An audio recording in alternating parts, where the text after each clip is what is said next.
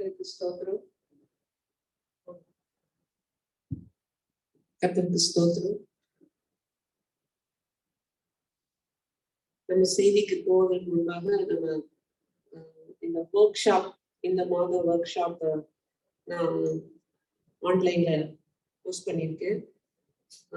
இது முக்கியமாக குடும்பங்களுக்காக, குடும்ப உறவுகளுக்காக நாம இந்த காரியங்கள் ஏற்படுத்தப்பட்டிருக்கிறது. அதனால தயவுசெய்து எல்லாரும் கலந்து கொள்ளும்படிக்கு, ரெஜிஸ்டர் பண்ணும்படிக்கு உங்களுக்கு தெரிந்தவங்கள நீங்க இன்வைட் பண்ணுங்க. ஃபேஸ்புக்ல அதை ஃபார்வர்ட் பண்ணுங்க, லைக் பண்ணுங்க, எல்லாரும் சொல்ற மாதிரி ஷேர் பண்ணுங்க, சப்ஸ்கிரைப் பண்ணுங்க. அதாவது எல்லாரும் நம்ம நல்லாதான் இருக்கிறோம், சந்தோஷமா தான் இருக்கோம் அப்படின்னு. ஆனா வேதத்தின்படி நம்முடைய உறவுகள் எப்படி இருக்கிறது, வேதம் என்ன சொல்லுகிறது, இப்போ அதன்படி நாம அதை கொஞ்சம் நாமே செல்ஃப் ரிஃப்ளெக்ஷன் மாதிரி பண்ணோம்னா அநேக பிரச்சனைகள், அநேக காரியங்களுக்கு நம்ம விடை காணலாம். ஸோ நிறைய நேரங்கள்ல அது நான் எப்பவுமே சொல்ற மாதிரி நம்ம பைபிளுக்கும் நம்முடைய வாழ்க்கைக்கும் ஒரு ரிலேஷன் இல்லாமயே நம்ம போய் கொண்டிருக்கிறோம். இது பைபிள் என்ன பிரசங்கம் கேட்கறதுக்குதான் அப்படின்னு சொல்லிட்டு அது எப்படி நம்முடைய வாழ்க்கையில நம்ம கொண்டு வரணும் அப்படின்றதுனாலதான் இது ஒரு பிரசங்கமா இல்லாம ஒர்க் ஷாப் அப்படின்னு ஒவ்வொருவரும் சிந்திக்கும்படியா, ஒவ்வொருவரும் கணவன் மனைவியா வந்தாங்கன்னா இருவரும் சேர்ந்து அந்த அட்டென்ட் பண்ணாங்கன்னா இன்னும் அது மிகவும் ஆசீர்வாதமா இருக்கும், அவங்களுக்கு ஆசீர்வாதமா இருக்கும். இது ஏன் நான் முதல் இப்படி நான் கொண்டு வந்தேன்னா, இது முதலாவது ஆண்டவருடைய ஒரு லீடிங் படிதான். குடும்பங்கள் சரியா இருந்தா நம்முடைய நோக்கம் வாலிப மக்களை சந்திக்கணும். குறிப்பா முதலாவது கிறிஸ்துவ குடும்பங்களில் இருக்கிற வாலிப பிள்ளைகள் எல்லாம் கட்டப்படணும். அதற்கு குடும்பங்கள் அஸ்திபாரமாக இருக்கிறது. இப்ப குடும்பத்துல நம்மை அறியாமலேயே அந்த பிள்ளைகள் இடறுகிறதற்கு ஏதுவான காரியங்கள், சூழ்நிலைகள் நமக்கு தெரியாமலேயே அனுமதிக்கிறோம், இல்ல நம்மளே வழி நடத்துறோம், நம்மளே ஒரு ரோல் மாடல் இல்லாம இருக்கிறோம். சோ அதற்காக நாம இந்த காரியங்கள் அதை தயவு செய்து அந்த இதுல என்னால முடிந்த வரைக்கும் நான் போட்டிருக்கேன், படித்திருப்பீங்கன்னு நினைக்கிறேன். கீழே வந்தா அதை படித்து பாருங்க. சோ அதனுடைய காரியங்கள் இதுவே ஒரு டெஸ்டிமனி மாதிரிதான். ஏன்னா இதை நான் எப்படி ஒரு ஹெட்டிங் கொண்டு வர்றது, எப்படி ஒரு ஒர்க் ஷாப் நடத்துறது, என்ன தலைப்புல கொண்டு வர்றது அப்படின்னு சொல்லி நான் யோசிச்சுட்டு ரொம்ப நேரம் யோசிச்சுட்டே இருந்த போது ஆண்டவர் ஃபேமிலி ரிலேஷன்ஷிப்னு ஒரு வார்த்தை ஜெபத்துல வந்தது. அதை வைத்து அது என்ன ஆண்டவர், அதுக்கு மேல வரல.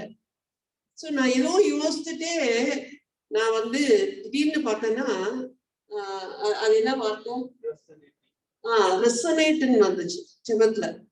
சோ ரெசனேட் அப்படின்னும் பொழுது டக்குன்னு எனக்கு அதனுடைய அர்த்தம் தெரியல. இப்போ ரெசனேட்னா இப்ப என்ன அர்த்தம் அப்படின்னு சொல்லி நான் போட்டுட்டு டிரான்ஸ்லேஷனுக்காக ஃபேமிலி ரிலேஷன்ஷிப் ரெசனேட்னு டைப் பண்ணிட்டு தமிழ்ல பாக்குறேன். தமிழ்ல கடவுளின் உருவை பிரதிபலிக்கும் குடும்ப உறவுகள் எனக்கே தெரியாம நான் அந்த ஃபுல் சென்டென்ஸை டைப் பண்ணிருக்கிறேன். நான் தமிழ்ல படிச்சோன்னே தான் நான் என்ன டைப் பண்ணேன் அப்படின்னு நான் பார்க்கும் பொழுது family relationships resonating God's relationship, கடவுளின் உறவை பிரதிபலிக்கும் குடும்ப உறவு. அப்பதான் எனக்கு ஒரு ஸ்ட்ரைக் ஆச்சு. அப்ப நாம முக்கியமா நோக்க போகுவது கடவுளின் உறவு, அந்த திருத்துவ உறவு. அந்த திருத்துவ உறவை தான் ஆண்டவர் குடும்ப உறவாக ஸ்தாபித்திருக்கிறார். அப்போ அந்த உறவை நம்ம பார்த்தோம்னா இந்த உறவு எப்படி இருக்கணும் அப்படின்றது. சோ அதனாலதான் இது தேவன் கொடுத்த தலைப்பு. அதனால இத கொஞ்சம் லேசா எடுத்துக்காம நீங்க எல்லாருக்கும் சொல்லுங்க, ஜெபம் பண்ணுங்க. முதல்ல ஜெபம் பண்ணிட்டு அழையுங்க, இன்வைட் பண்ணுங்க. கர்த்தர் அநேகருக்கு இதை ஆசீர்வாதமாய் மாற்றுவான்னு நான் விசுவாசிக்கிறேன். கர்த்தருக்கு ஸ்தோத்திரம். இந்த நாளில நாம தியானத்திற்கு கடந்து போகலாம். கண்களை மூடி ஜெபிக்கலாம். ஸ்தோத்திரம் ஆண்டவரே, உம்மை நன்றியோடு துதிக்கிறோம். பரிசுத்தமுள்ள தேவனே, இந்த மாலை நேரத்திற்காய் நன்றியப்பா. இந்த மாலை நேரத்திலும் உடைய வார்த்தைக்கு இணங்க ஆண்டவரே, உங்களுடைய வார்த்தைக்கு கீழ்ப்படிந்து ஒரு சிறு கூட்டமாய் உங்களுடைய பாதத்துல வந்திருக்கிறோம். உடைய அநாதி தீர்மானம், உடைய அழைப்பு அது என்றும் மாறாது. நீர் அழைத்தவர் உண்மை உள்ளவர். அப்பா, நீ வாக்கு பண்ணினதை நிறைவேற்ற போதுமானவராய் இருக்கிறேன். ஆகையினாலே உங்களை நன்றியோடு துதிக்கிறோம். இந்த நேரத்திற்காய் நன்றி. இந்த வார்த்தைகள் எங்களோடு கூட பேசட்டும் ஆண்டவரே. நீர் அசைவாடுகிற தேவன், நீர் ஜீவனுள்ள தேவன். அதற்காய் உமக்கு நன்றி. எப்பாதத்தில் எங்களை தாழ்த்தி விட்டு கொடுக்கிறோம்.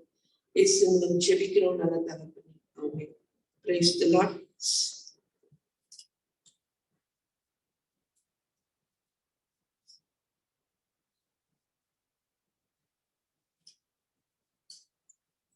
இன்னைக்கும் நம்ம போன வாரம் பார்த்த அதே வேத பகுதியிலிருந்து நம்ம இன்னைக்கு பார்க்க போறோம்.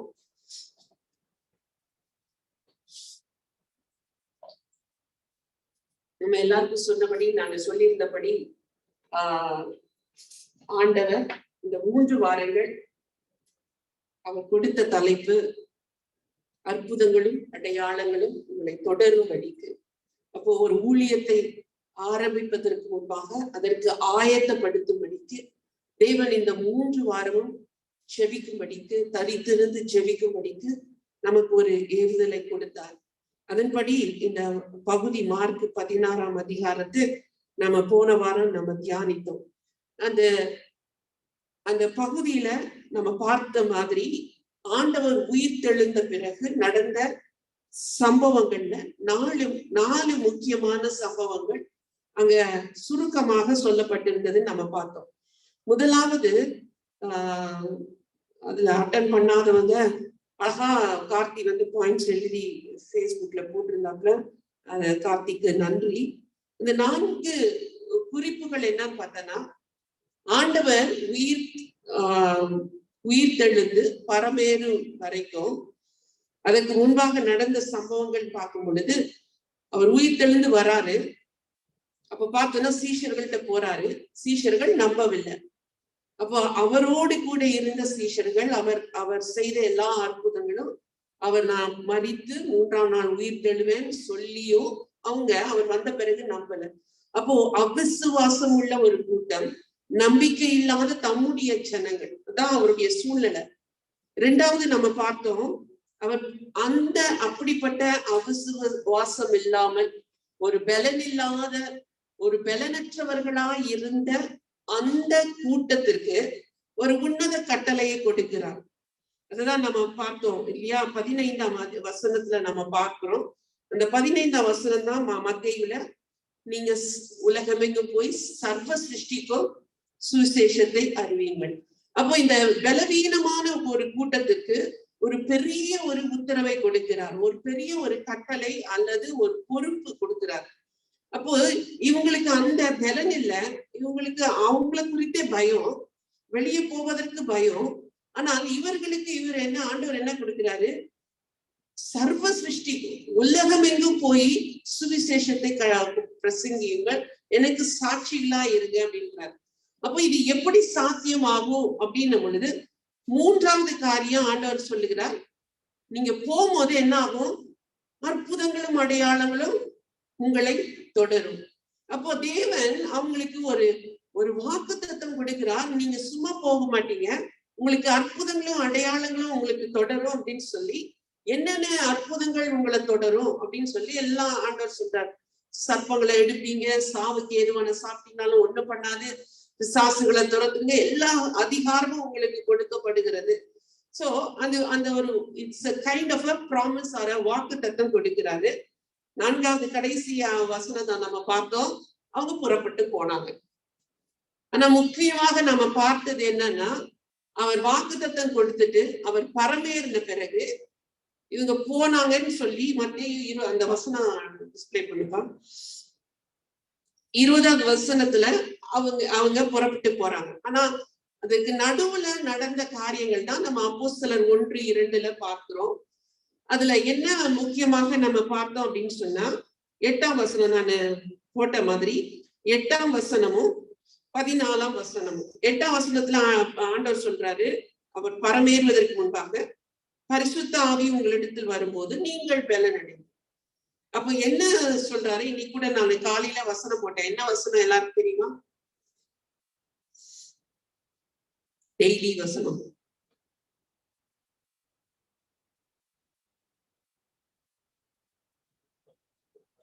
லூக்கா 24:49 போட்டேன். என் பிதா வாக்குத்தத்தம் பண்ணினதை இதோ நான் உங்களுக்கு அனுப்புகிறேன். நீங்களோ உன்னதத்திலிருந்து வரும் பலனால் தரிப்பிக்கப்படும் வரைக்கும் எருசலேம் நகரத்தில் இருங்கள். இப்ப நீங்க போங்கன்னு ஆண்டவர் சொன்னாரு. ஆனா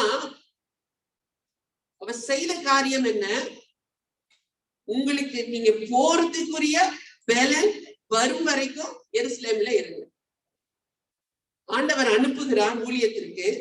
ஆனால் அந்த ஊழியத்திற்கான பலன் வருகிற வரைக்கும் நீங்கள் எருசலேம்ல தரித்திருங்கள். அதாவது அவர் லூக்கா 24ஆம் அதிகாரத்துல ஆண்டவர் சொல்லுகிறார். அதேதான் அப்போஸ்தலர் 1:8 நம்ம பார்க்கிற பொழுதும் அதே வசனம் வரும். 1:8 பரிசுத்த ஆவி உங்களிடத்தில் வரும்போது நீங்கள் பலன் அடைந்து.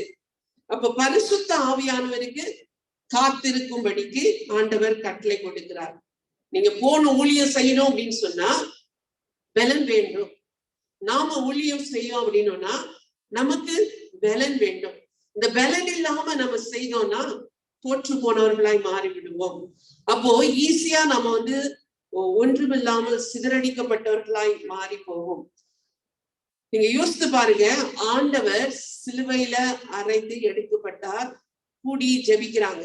எத்தனை பேர் ஜெபித்தாங்க? அப்போஸ்தலர் 1ஆம் அதிகாரத்துல எத்தனை பேர் ஒன்று கூடி? 120 பேர். நான் யோசித்து பார்த்தேன். ஆண்டவர் செய்த ஊழியத்தின் பிறகு நீந்திருந்தவர்கள் 120 பேர் தான். அந்த 120 பேர் அவங்களுக்கு ஆண்டவர் கட்டளை கொடுக்கிறார். என்ன கட்டளை கொடுக்கிறார்? பலனடைந்து. அவர்கள் பலனடைந்தார்கள். பலனடைந்து அதுல கூட எல்லாருமே போனாங்களா என்னன்னு தெரியல. ஆனால் யார் அபிஷேகம் பண்ணப்பட்டு பலன் உண்மையாய் அந்த அப்போஸ்தலர்கள், அவர்கள் மூலமா தான் நாம இன்னைக்கு தேவனுடைய பிள்ளைகளா இருக்கிறோம். அப்போ தேவனுடைய பலனுக்காய் நாம் காத்திருப்பது அதிக என்ன சொல்றது முக்கியமாக இருக்கிறது. அப்போ 14ஆம் வசனத்துல நம்ம பார்த்தோம்னா அப்போஸ்தலர் 1:14 அங்கே இவர்கள் எல்லாரும் ஸ்திரீகளோடும் இயேசுவின் தாயாகிய மரியாளோடும் அவருடைய சகோதரரோடும் ஒருமனப்பட்டு ஜெபத்திலும் வேண்டுதலிலும் தரித்திருந்தார்கள். போன வாரம் நான் சொன்னேன் இல்லையா, அவங்களால எப்படி அவ்வளோ ஒரு மகிமையான அபிஷேகம் பெற முடிந்தது? என்ன ஜெபித்திருப்பாங்க, எப்படி ஜெபித்திருப்பாங்க? யோசித்து பார்த்தீங்களா? நான் கேட்டேன் இல்லையா, வீட்டுல போய் யோசித்து பார்த்தீங்களா யாராச்சும்? எப்படி இது நடந்தது அப்படின்னா, இந்த அபிஷேகம், இந்த பலன், மகிமையான அந்த பலன் எப்படி இறங்கினது, எப்படி சாத்தியமாயிற்று, எப்படி ஜெபித்தார்கள், எவ்வளவு நாள் ஜெபித்தாங்க கூட கொஞ்சம் நம்ம ரஃபா எஸ்டிமேட் போட்ட ஒரு 10 நாள் ஜெபித்திருப்பாங்கன்னு சொல்லி. அப்போ 10 நாள் ஜெபித்தார்கள். எப்படி ஜெபித்திருப்பாங்க? ஒரு ஆங்கிள் நம்ம பார்த்தோம்னா அவர்களுக்கு வெளி உலகத்துல வேற யாரும் இல்லை, அவங்களுக்கு என்று இருந்தவர் ஆண்டவராக இயேசு கிறிஸ்து. அவரும் பரமேறிட்டாரு. அப்போ இந்த உலகத்துல அவங்களுக்கு பயம். அந்த நேரத்துல ஆண்டவர் கொடுக்கிற வாக்குத்தத்தம் ஒண்ணுதான் அவங்க பிடித்துக் கொள்றாங்க. ஆனா இன்னொன்னு நம்ம முக்கியமாக பார்க்கணும், அவர்கள் விசுவாசியாமல் இருந்தார்கள். அவர் உயிர் தெழுந்த பொழுது விசுவாசியாமல் இருந்தார்கள். அவர் அவ்வளவுதான், அவர் போயிட்டாரு, நாமளும் பழைய நம்முடைய தொழிலுக்கு போகலான்னு இருந்தவர்களை ஆண்டவர் 40 நாட்கள் பலப்படுத்தினார். அவர் உயிர் தெழுந்து வந்துட்டாருன்றத அவங்க பார்த்த உடனே அவர்கள் விசுவாசம் நிலை கொண்டது, பலன் கொண்டது.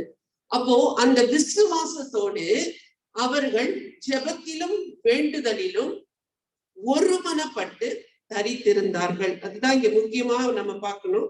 ஒருமனப்பட்டு தரித்திருந்தார்கள். ஆங்கிலத்துல நம்ம பார்த்தோம்னா they continued in one accord அப்படின்னு சொல்லி வரும்.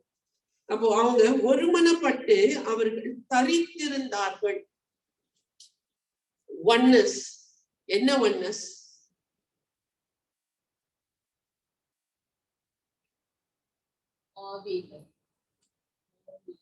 ஆண்டவர் கொடுத்த அந்த வாக்குத்தத்தை, அதுதான் அவங்க சிந்தனை. அந்த சிந்தனை மாத்திரம்தான், வேற ஒண்ணும் அவங்களுக்கு இல்லை. எல்லாருமே அதற்காக காத்திருந்தாங்க. நாம் ஜெபிக்கிற வரும் பொழுது, நான் கூட முன்னாடியே கூட நிறைய தடவை சொல்லி இருக்கிறேன், நாம் தேவ சமூகத்துல வரும் பொழுது நாம் ஒரு எதிர்பார்ப்போடு ஒரு நோக்கத்தோடு நாம மாறணும். அப்போ அந்த எதிர்பார்ப்போடு தேவன் எனக்கு இதை செய்வார் என்று, இப்படிப்பட்டதான அபிஷேகம் எங்களுக்கு வேணும். பரிசுத்த ஆவியானவர் அங்க நீங்க தரித்திருங்கள், எனக்கு பூமியின் சகல எல்லைக்கும் சாட்சியாய் மாறுவீங்க அப்படின்னு சொல்லும் பொழுது, ஏதோ ஒண்ணு மகிமையா நமக்கு கொடுக்கப்படும் போகிறது அப்படின்னு சொல்லி அவர்கள் ஒரே சிந்தையாய் காத்திருந்தார்கள், தொடர்ந்து காத்திருந்தாங்க. வரும். அப்ப தொடர்ந்து தேவ சமூகத்திலே விசுவாசத்தோடு ஆண்டவர் சொல்லி இருக்காரு, இந்த ஊழியத்துல கர்த்தர் பெரிய காரியங்களை செய்ய போறாருன்னு சொல்லி இருக்காரு. அப்ப நாம என்ன செய்யணும்? ஒரே சிந்தையோடு கர்த்தரால் கூடும். நம்ம நினைக்கலாம், நம்ம போன வாரமே பார்த்த மாதிரி அநேகர் சொல்லுகிற காரியம் அப்போஸ்தலர் காலத்துல நடந்தது, இப்போ நடக்காது அப்படின்னது, முடிந்தது அப்படின்னு சொல்லி. அப்ப முடிந்தது அப்படின்னா இங்க வசனம் சொல்லுகிறது, 8ஆம் வசனத்துல என்ன சொல்லுகிறது? பூமியின் கடைசி பரியந்தம் எனக்கு சாட்சிகளா இருக்கிறது, டில் த லாஸ்ட். அப்போ இன்னும் கடைசி பரியந்தம் சாட்சிகளா இருக்க வேண்டிய அவசியம் இருக்கிறதா இல்லையா? தேவை இருக்கிறது. அப்போ தேவைகள் இருக்கிற வரைக்கும் தேவனுடைய வார்த்தைகள் நிறைவேறிதான் ஆகும். அப்போ தேவன் நம்மை வல்லமைப்படுத்துவார். அவருடைய வல்லமை இல்லாம, அவருடைய பலன் இல்லாம நாம ஒண்ணும் செய்ய முடியாது. நம்முடைய வாழ்க்கையில சரி, அன்றாட வாழ்க்கையிலும் நமக்கு பலன், தேவ பலன் இல்லைன்னா நாம ஒன்றும் செய்ய முடியாது. அப்போ இந்த இடத்துல அவர்கள் காத்திருந்தார்கள், தரித்திருந்தார்கள். என்ன நடந்தது?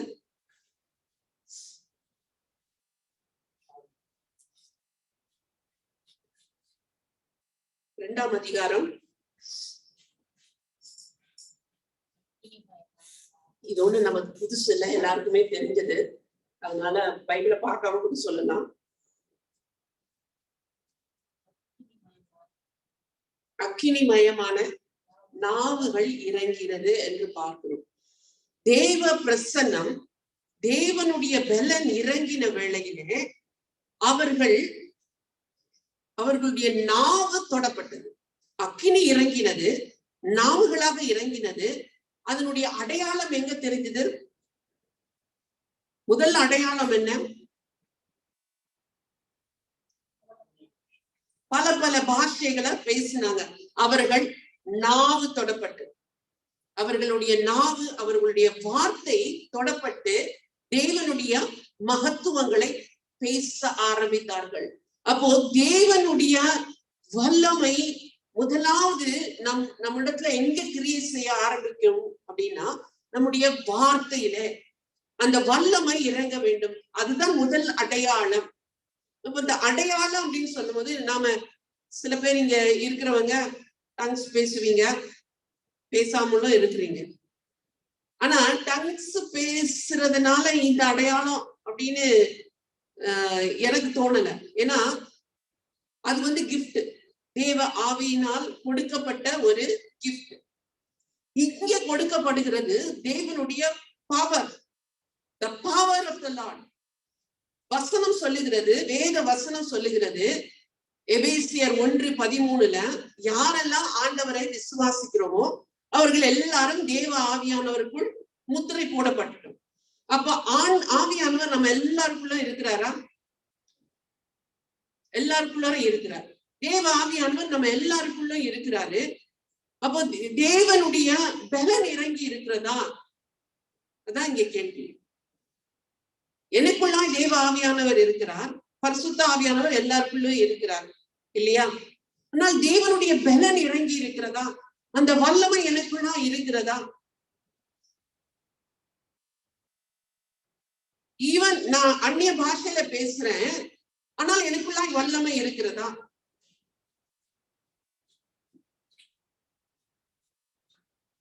S or no? தெரியல.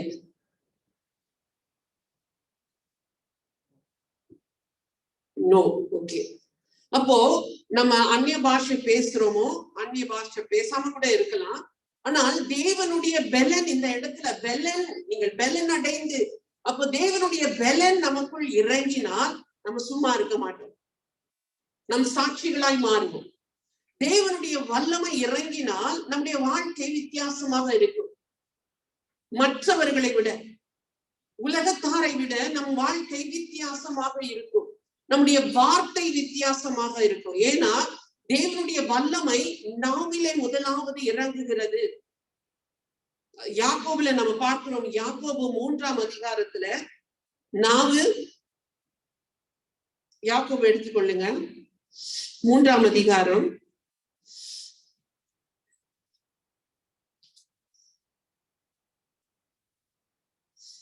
அந்த அதிகாரம் ஆல்மோஸ்ட் முழுவதுமே நாவை குறித்துதாய் பேசப்படுகிற ஒரு அதிகாரம். 5ஆம் வசனத்துல பாக்குறோம். யாராவது எடுக்கலாம், யாராவது படிக்க முடிஞ்சா படிக்கலாம். அப்படியே நாவானதும் சிறிய அவயமாயிருந்தும் பெருமையானவைகளை பேசும். பாருங்கள், சிறிய நெருப்பு எவ்வளவு பெரிய காட்டை கொளுத்தி விடுகிறது. சோ இந்த இடத்துல யாக்கோபு புத்தகத்துல சொல்லப்படுகிறது, நம்ம எதை வேணா கண்ட்ரோல் பண்ணலாம், ஆனா நாவை கண்ட்ரோல் பண்ண முடியாது. அதான் இங்க சொல்லப்படுகிறது. அப்போ இந்த நாவு தான் நம்மள அதிக நேரம் பாவத்துக்கு உட்படுத்துகிறது. கிறிஸ்தவர்கள் நிறைய பெரிய நான் துணிகரமா நிறைய பேர் பெரிய காரியங்கள்லாம் செய்ய மாட்டோம். ஆனா ஈஸியா என்ன செய்வோம், இதை யூஸ் பண்ணிடுவோம் இல்லையா?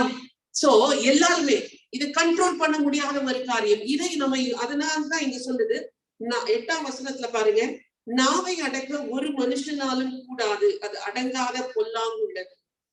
சோ ஒரு மனிதனுடைய அவயங்களில ரொம்ப சிறிய அவயமாகிய நாவுதான் அந்த மனிதனுடைய ஆத்மாவையே கெடுக்கக்கூடியதாய், தேவனிடத்திலிருந்து பிரிக்கக்கூடியதாய் இருக்கிறது. சோ அப்படிப்பட்ட அந்த நாவில தான் முதலாவது தேவனுடைய பலன் இறங்கி. அப்போ தேவனுடைய பலன் எனக்குள்ளா இறங்குகிற வேளையில இந்த வீட்டுல போயிட்டு படிச்சு பாருங்க. இந்த யாக்கோபு அதிகாரத்தை படிச்சிருப்பீங்க, ஒரு ஞாபகப்படுத்தி கொள்ளும்படியாய். துதித்தலும் 10ஆம் வசனத்துல பாக்குறோம், 9ல இருந்து நான் படிக்கிறேன். அதனாலே நாம் பிதாவாகிய தேவனை துதிக்கிறோம், தேவனுடைய சாயலின்படி உண்டாக்கப்பட்ட மனுஷரை அதனாலே சபிக்கிறோம். துதித்தலும் சபித்தலும் ஒரே வாயிலிருந்து புறப்படுகிறது. என் சகோதரரே, இப்படி இருக்க கூடாது. அப்போ என் நாவு முதலாவது தேவனால் தொடப்பட வேண்டும். இந்த பலன் வர வேண்டும் என்று சொல்லும் பொழுது, தேவனுடைய பலன் வர வேண்டும் அப்படின்னு நம்ம செவிக்கணும் அப்படின்னு இந்த 3 வாரங்களா நம்ம காத்திருக்கிறோம்.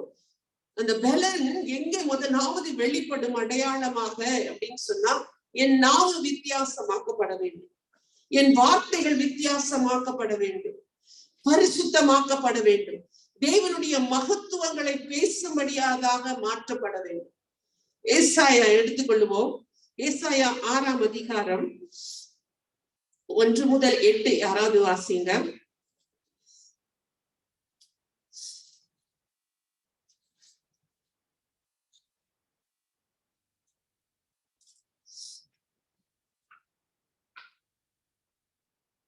ஊசியா ராஜா மரணமடைந்த வருஷத்தில் ஆண்டவர் உயரமும் உன்னதமுமான சிங்காசனத்தின் மேல் வீட்டிருக்க கண்டேன். அவருடைய வஸ்திர தொங்கலால் தேவாலயம் நிறைந்திருந்தது. செராபீன்கள் அவருக்கு மேலாக நின்றார்கள். அவர்களின் ஒவ்வொருவனுக்கும் அவ்வாறு சட்டைகளில் இருந்தன. அவனவன் 2 சட்டைகளால் தன் முகத்தை மூடி, 2 சட்டைகளால் தன் கால்களை மூடி, 2 சட்டைகளால் பறந்து ஒருவரை ஒருவர் நோக்கி, சேனைகளின் கர்த்தர் பரிசுத்தர் பரிசுத்தர் பரிசுத்தர், பூமி அனைத்தும் அவருடைய மகிமையால் நிறைந்திருக்கிறது என்று கூப்பிட்டு சொன்னார்கள்.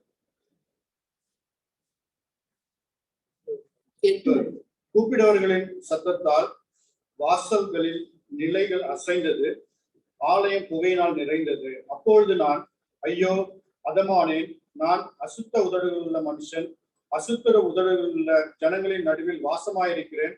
சேனைகளின் கர்த்தராகிய ராஜாவை என் கண்கள் கண்டதே என்றேன். அப்பொழுது சேராபீன்களில் ஒருவன் பலிபீடத்திலிருந்து தன் கையிலே பிடித்த குரட்டால் ஒரு நெருப்பு தழலை எடுத்து என்னிடத்தில் பறந்து வந்து, அதனால் என் வாயை தொட்டு, இதோ இது உன் உதடுகளை தொட்டதினால் உன் அக்கிரமம் நீங்கி உன் பாவம் நிவர்த்தியானது என்றான். பின்பு யாரை நான் அனுப்புவேன், யார் உமது காரியமாய் போவான் என்று உரைக்கிற ஆண்டவருடைய சத்தத்தை கேட்டேன். அதற்கு நான், இதோ அடியேன் இருக்கிறேன், என்னை அனுப்பும் என்றேன். ஆமென். கர்த்தருக்கு ஸ்தோத்திரம். இந்த இடத்துல பார்க்கிறோம், ஏசாயாவை ஒரு தரிசனம் பார்க்கிறாரு. அப்பொழுது அந்த பரிசுத்த தேவனை பார்த்த பொழுது ஏசாயா சொல்லுகிற முதல் காரியம், நான் அசுத்த உதடுகளுள்ள மனிதன், நான் என்ன செய்வேன், நான் ஆண்டவரை என் கண்கள் கண்டதே அப்படின்னு சொல்லி கண்ணை பத்தி சொல்லியிருக்கலாம். ஆனா அவர் என்ன சொல்றாரு, அசுத்த உதடுகள் உள்ள மனுஷன் நான் அப்படின்ன பொழுது ஆண்டவர் தேவதூதன் மூலமா அந்த உதட பரிசுத்தம் பண்ணுகிறார். அந்த உதடை தொட்டதுனால என்ன சொல்றாரு, உன் பாவம் நீங்கி நீ பரிசுத்தமாயிட்ட. இந்த நாவை தேவன் தொடுகிறதுனால நம்முடைய ஆத்மா சரீரம் எல்லாம் பாவம் நீங்கி பரிசுத்தமாக்கப்படுகிறது. அப்போ தேவனுடைய அபிஷேகம், தேவனுடைய வல்லமையான வார்த்தை என் நாவில தொடும் பொழுது நான் பரிசுத்தமாக்கப்படுவேன். அப்போ உன்னத பலன் அப்படின்னும் பொழுது இங்க என்ன ஆகுது, அடுத்த வசனத்துல நம்ம பார்க்கிறோம், உடனே ஆண்டவர் கேட்கிறார், யார் இந்த காரியமா போவார்? ஏசாயா பரிசுத்தமாக்கப்பட்ட பொழுது ஆண்டவரை என்னை அனுப்பும் நான் போவேன். அப்போ அபிஷேகம் அப்படின்னா, வல்லமை அப்படின்னா, கர்த்தர் நம்மை பலனடைய செய்வதனால என்னுடைய நாவுகள் மாற்றப்பட்டு வல்லமையானதை பேசும். வல்லமையானதுன்னா வெறும் ஊழியத்திற்கானது அல்ல, என்னுடைய அன்றாட வாழ்க்கையில, என் குடும்பத்துல, நான் வேலை செய்கிற இடத்துல, எல்லா இடத்திலும் என்னுடைய பேச்சு தேவ பிரசன்னத்தினாலே மற்றவர்கள் அதை உணர்ந்து கொள்ளும்படியாய் ஜீவனுள்ளதாய் மாறி போக வேண்டும். அதுதான் தேவனுடைய பலன். அப்போ தேவனுடைய பலன் இறங்கின வேளையில ஏசாயா சொல்லுகிறார், என்னை அனுப்ப மாட்டேன், நான் போறது இமீடியட்லி. சோ அபிஷேகத்தினால நம்முடைய நாவுகள் தொடப்பட வேண்டும். அநேக நேரம் நம்ம வெறும் அந்நிய பாஷையை வைத்துக் கொண்டு, அந்நிய பாஷை வச்சுட்டா அபிஷேகம் இறங்கினது அப்படின்னு, it's a gift, yes, but the power of the Lord, ஆண்டவருடைய வல்லமை நம்மை தொடுகிற பொழுது அது மேன்மையானது, அது மகிமையானது. அதற்கென்று ஆண்டவர் வைத்திருக்கிற அந்த மேன்மை, அந்த மகிமையை நாம் பெற்றுக்கொள்ளும்படியாய் தேவன் விரும்புகிறார். அதே மாதிரி எரேமியா பாக்குறோம். எரேமியா 1ஆம் அதிகாரம் 9-10 வசனங்களை யாராவது படிங்க.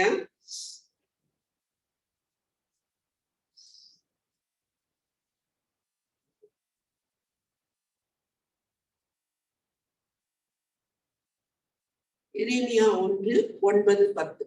கர்த்தர் தமது கரத்தை நீட்டி என் வாயை தொட்டு, இதோ என் வார்த்தைகளை உன் வாயிலே வைக்கிறேன், பார், பிடுங்கவும் இடிக்கவும் அழிக்கவும் கவிழ்க்கவும் கட்டவும் நாட்டவும் உன்னை நான் இன்றைய தினம் ஜாதிகளின் மேலும் ராஜ்யங்களின் மேலும் ஏற்படுத்தினேன் என்று கர்த்தர் உரைக்கிறார்.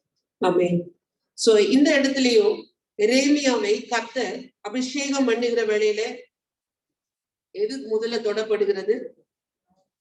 நாவை தொடுகிறார்.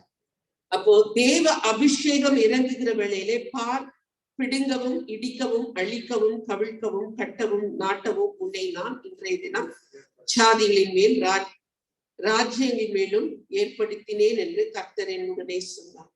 இதே மாதிரிதான் அப்போஸ்தலர்களையும் தேவன் பலப்படுத்தினார். அதுதான் மார்க் 16ஆம் அதிகாரத்துல நாம பார்க்கிறோம். மார்க் 16ஆம் அதிகாரத்துல என்ன சொல்லப்படுகிறது? விசுவாசிக்கிறவர்களால்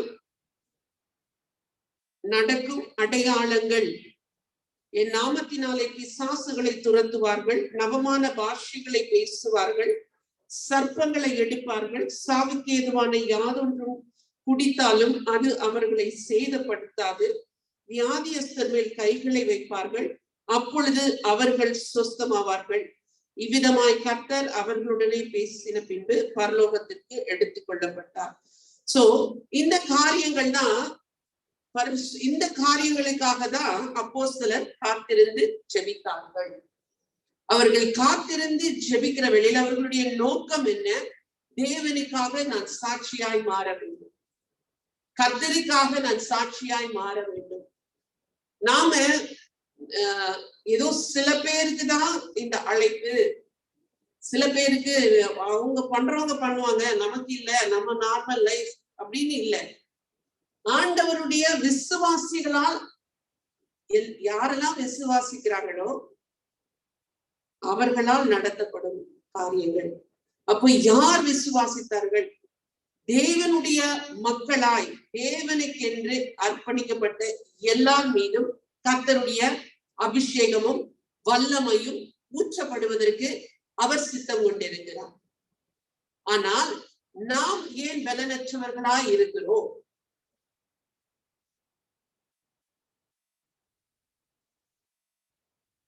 திருப்பி அதே கொஸ்டின் தான்.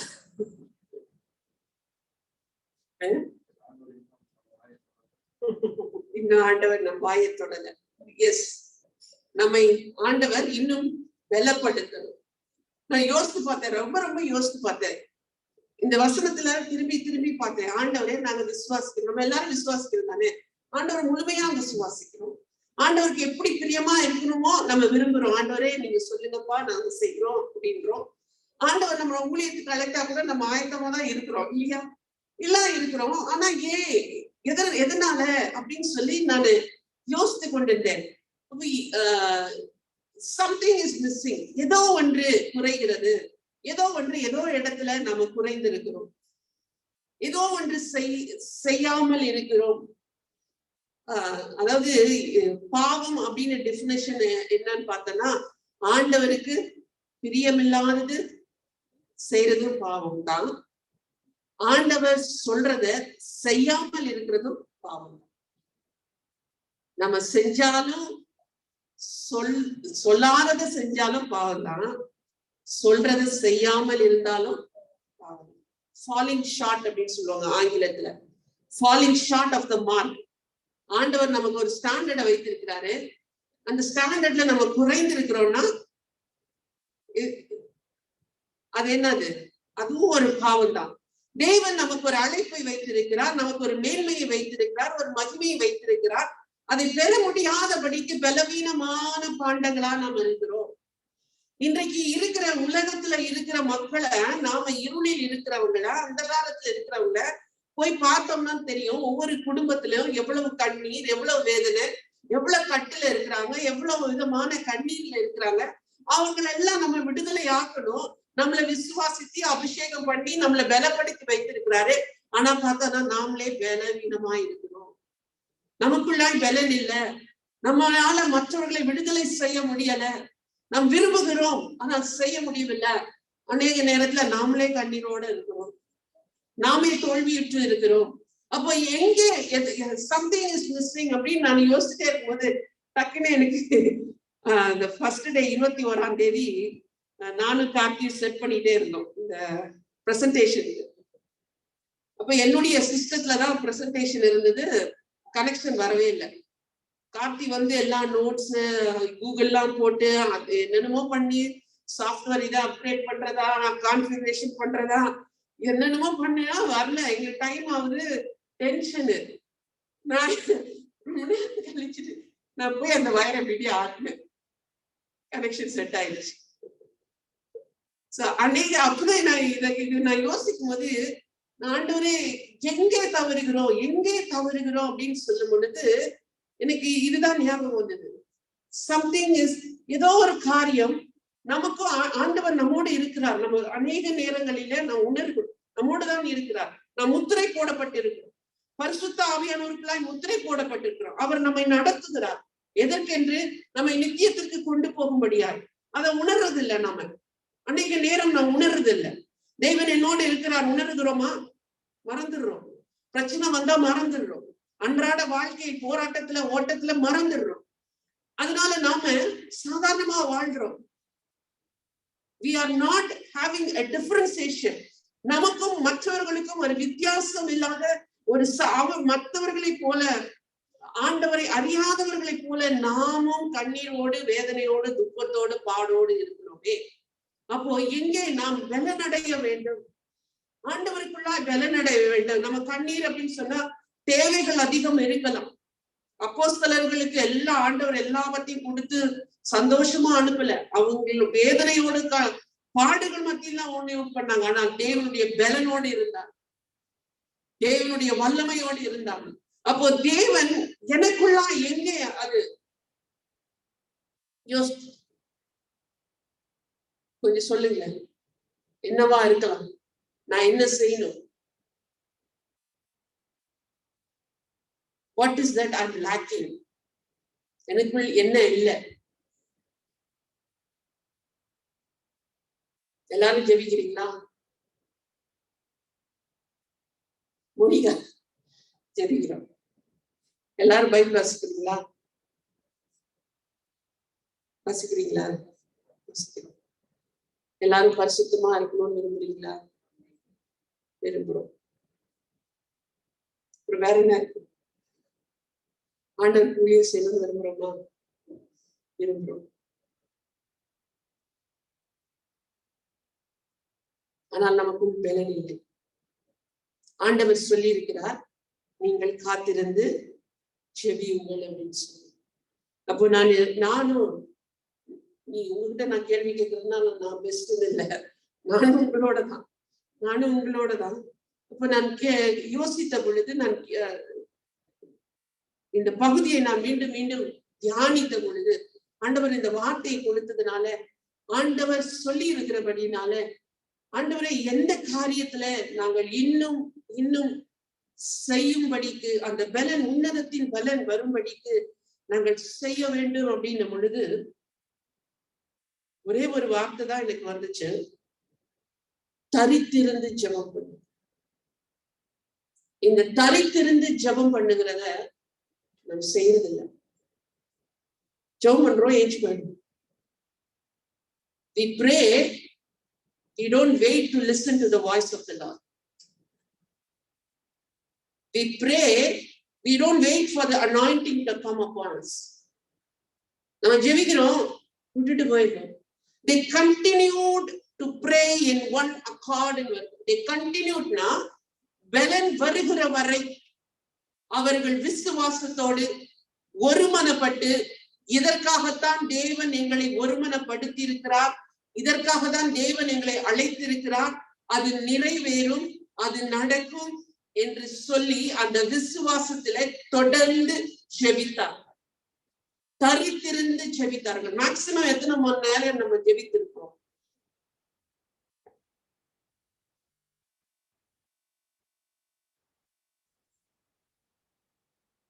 ஒருத்தர் ஒரு உங்களுடைய காரியமா இருக்கலாம், நான் அது சொல்ல வரல. நம்மளுடைய பலவீனம் முக்கியமாக தேவனுடைய பலன் இறங்கும் வரைக்கும், பரிசுத்த ஆவியானுடைய பலன் இறங்கும் வரைக்கும் நாம் செபிக்கும்படிக்கு கர்த்தர் விரும்புகிறார். This is what எனக்கு தேவன், உங்களுக்கு வேற எதனா ஆண்டவர் கொடுத்தாருன்னா தயவு செய்து சொல்லணும். நாம் ஒருமனப்பட வேண்டும். That is what very important. ஒன்று கூடி செபிக்கிறது, நாம் தனிமையில செபிக்கிறது வேற. ஊழியம் வரும் பொழுது நாம் ஒன்று கூடி ஒருமனப்பட்டு, இதற்காக தேவன் எங்களை அழைத்திருக்கிறார், அந்த நோக்கத்திற்காக நாங்கள் ஒருமனப்பட்டு, எந்த நோக்கம்? தேவன் இந்த வசனம் சொல்லுகிறது, எனக்கு சாட்சியா இருப்பீங்க, அவ்வளவுதான் சொல்றாரு ஏசப்பா. You are going to be a testimony. எனக்கு சாட்சியா இருங்க, பெரிய பிரசங்கம் பண்ணுங்க, பெரிய காரியங்களை செய்யுங்க, ஆண்டவர் சொல்லல. எனக்கு சாட்சி. எனக்கு சாட்சினா என்ன அர்த்தம்? நம்ம எந்த இடத்துல போறோமோ தேவனை மக்கள் பார்க்க வேண்டும். டெஸ்டிமனி. வீட்லயோ வேலை இடத்துலயோ எல்லா இடத்துலயும். சோ அந்த ஆண்டவர் விரும்புகிற காரியம் அந்த மூவ்மெண்ட் சொல்லுவாங்க. நாம் வசனம்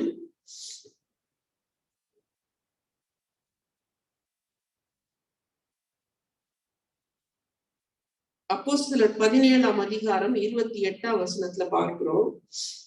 அப்போஸ்தலர் 17:28.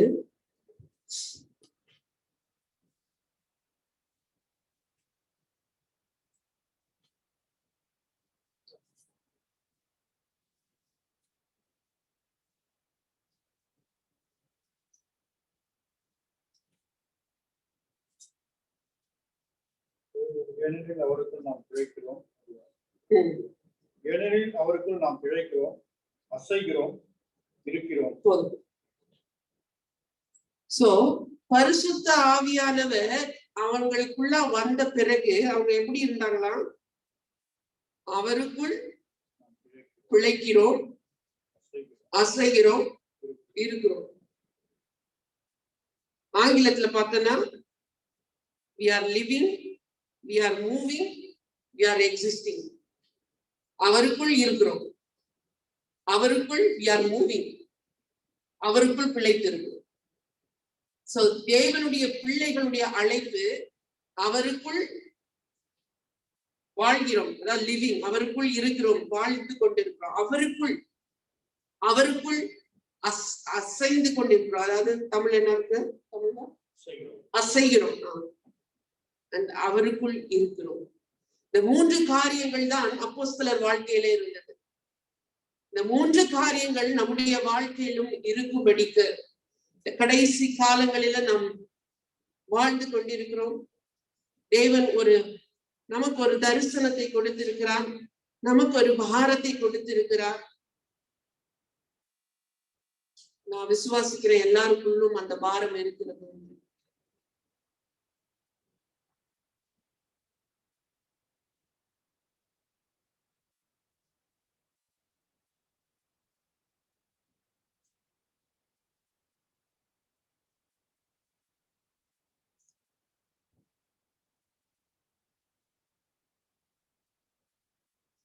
இந்த பாரம் நாம் சுமக்கிறவர்களாய் அவருக்குள்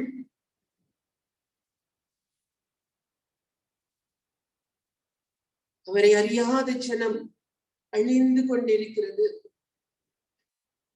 நம்மை பலப்படுத்தும்படிக்கு இந்த நேரத்துல தேவன் நம்மை அழைக்கிறார். நான் பலன் இல்லாமல் இருந்தால் மற்றவர்களை பலப்படுத்த முடியாது.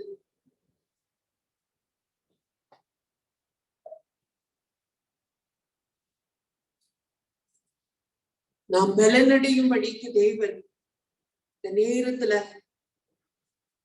நமக்கு அழைத்து விடுகிறார். அவருக்குள் வாழும்படிக்கு, அவருக்குள் அசையும்படிக்கு, அவருக்குள் நிலைத்திருக்கும்படிக்கு. பரிசுத்த ஆவியானவர் அவர் வரும் பொழுது நீங்கள் பலனடைவீங்க. நம்ம எல்லாருக்குமே தெரியும், நாம் அவருக்குள் இருக்கிறோம். தேவனுடைய பிள்ளைகள் நாம் அவருக்குள்ளாகத்தான் இருக்கிறோம்.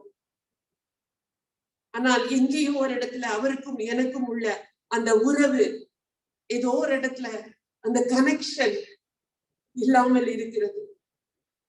அவர் பேசுகிறத என்னால உணர முடியாமல் இருக்கிறது.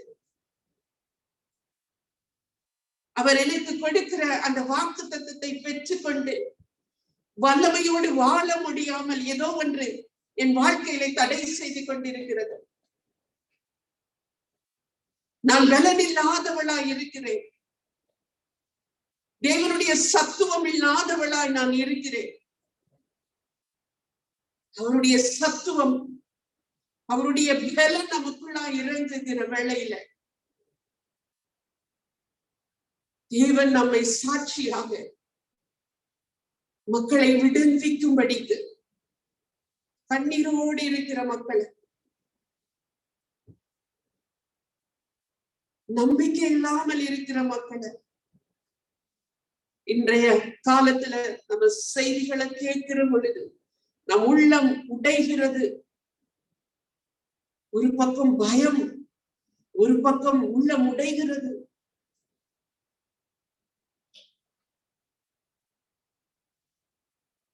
நம்பிக்கை இல்லாமல் மரித்து போய் மாண்டு போய் கொண்டிருக்கிற கூட்டம். ஆனால் அவருக்கென்று அர்ப்பணிக்கப்பட்டு அவருக்கென்று தெரிந்து கொள்ளப்பட்ட நாம் இன்னும் எப்படிப்பட்டவர்களாய் வாழ்ந்து கொண்டிருக்கிறோம். இந்த 3 வாரமும் கர்த்தர் சொன்ன வார்த்தை, நீங்கள் அற்புதங்களும் அடையாளங்களும் உங்களை தொடரும்படிக்கு காத்திருந்து தரித்திருந்து ஜெபம் பண்ணுங்க. நீங்கள் பலனடையும்படிக்கு செபியுங்கள். மற்றவங்களுக்கு எல்லாம் ஜெபிக்க வேண்டாம். இந்த 3 வாரமும் கர்த்தரோடு நான் கொண்டிருக்கிற அந்த உறவு, கர்த்தரை நான் அப்போஸ்தலர்ல 17ஆம் அதிகாரத்துல பவுல் சொல்லுகிறார், தேவன் தம்மை தடவியாகிலும் மனுஷர் கண்டுகொள்ள வேண்டும் என்று சொல்லி, அவர் என்னோடு இருக்கிறார், எனக்குள்ளா இருக்கிறார். ஆனால் அந்த ஆவியானவர் குறித்ததான அறிவு எனக்கு இல்லையே.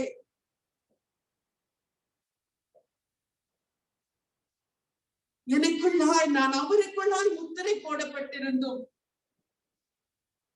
நான் அவரோடு பேசுகிறது இல்லையே.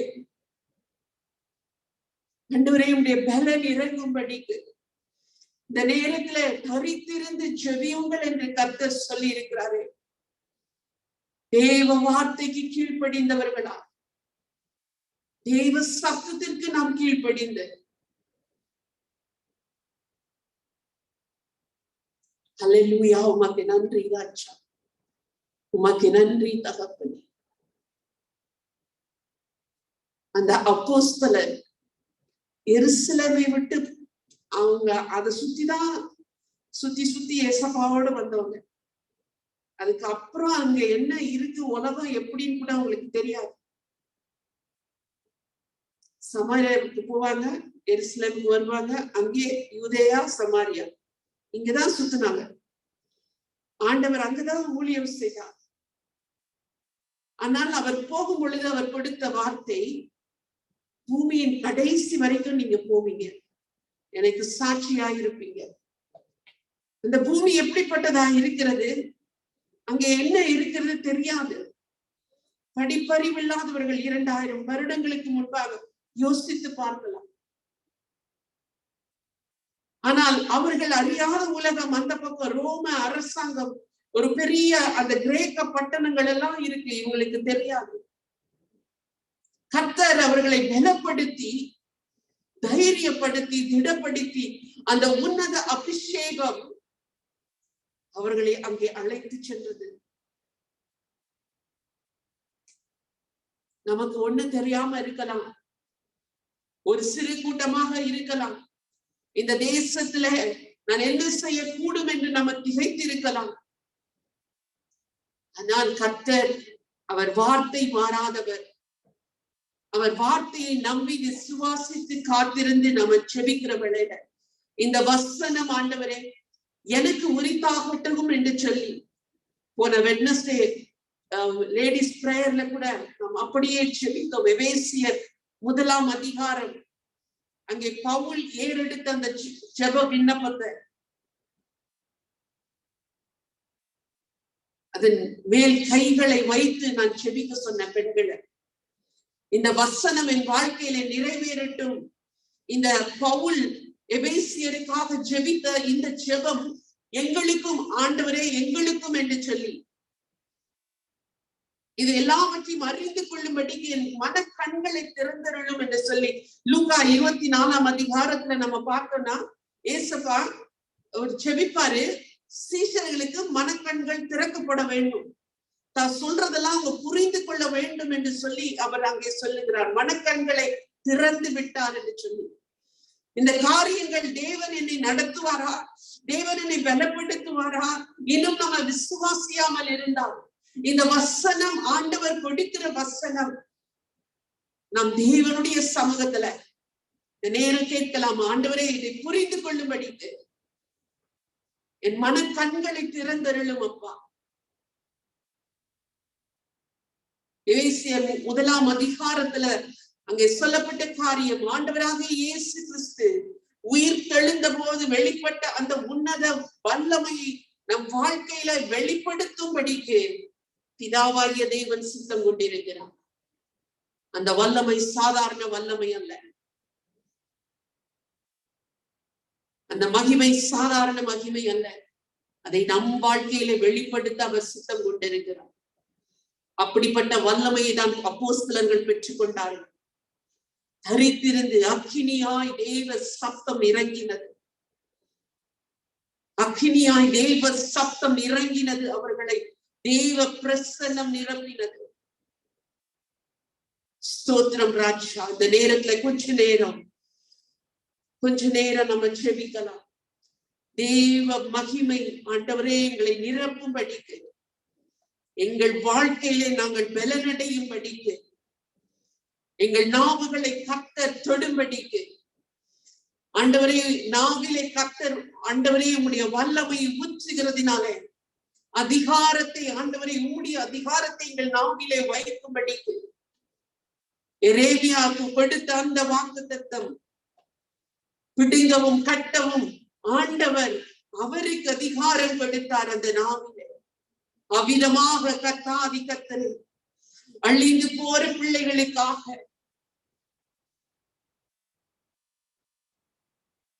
என்னை ஆண்டவரை அனுப்பும் ஆண்டவரை சொல்லி நன்றி ராஜா. ஆண்டவருடைய சமூகத்துல ஒப்பு கொடுத்து செபிக்கலாம். தெய்வ சமூகத்துல அந்த அபிஷேகத்திற்காக ஸ்தோத்திரம் ராஜா. நன்றி தகப்பனே, ஸ்தோத்தரிக்கிறோம் ஸ்தோத்தரிக்கிறோம் ஸ்தோத்தரிக்கிறோம் ஸ்தோத்தரிக்கிறோம். நன்றி தகப்பனே, உமை துதிக்கிறோம், உமைக்கு ஸ்தோத்திரம், உமக்கு ஸ்தோத்திரம், உமக்கு ஸ்தோத்திரம். நன்றி தகப்பனே. ஹல்லேலூயா.